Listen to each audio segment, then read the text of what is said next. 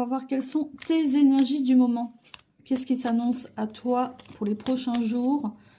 Ou comment tu peux envisager les vacances à venir, même si tu travailles, hein, mais voilà.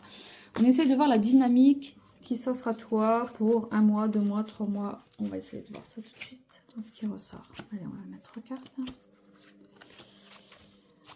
On a le coffre, l'opulence, la grâce et les tensions.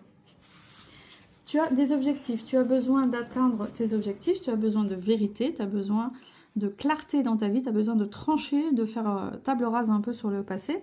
Et ici, avec la grâce, tu es la dame de cœur, tu es vraiment une dame de qualité. Tu es vraiment quelqu'un de très doux, de très empathique, de très à l'écoute, qui a des dons de médium aussi.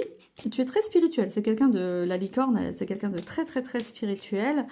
Et il est question d'opulence. Donc peut-être que tu te lances dans ton entreprise et peut-être que tu vas te mettre un peu plus au service des autres pour obtenir satisfaction dans...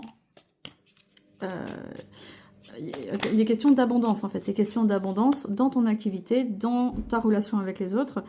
Mais en tout cas, tu manques de confiance en toi parce qu'il y a la faiblesse qui ressort, il y a le rat. Donc il est question de faire attention aux dépenses, de faire des économies si tu peux, la peur de perdre, la peur de te lancer, la peur de peut-être d'aller voir la personne, ça peut être symbolique aussi, hein, ça peut être des tensions, ça peut être l'aboutissement, un début de relation avec quelqu'un avec qui c'est possible. Il y a peut-être un désir de grossesse ici avec l'épée, parce que c'est aussi, ça peut concerner une grossesse, donc ça peut vouloir dire que tu veux créer une famille, et que tu es dans une période d'abondance, dans tous les sens du terme, mais inconsciemment, tout ce qui est sous-jacent de ces cartes-là, il y a beaucoup de peur. Voilà, il y a énormément d'inquiétude, énormément de peur de perdre, peur d'être abandonné, peur de ne pas avoir assez, peur de manquer.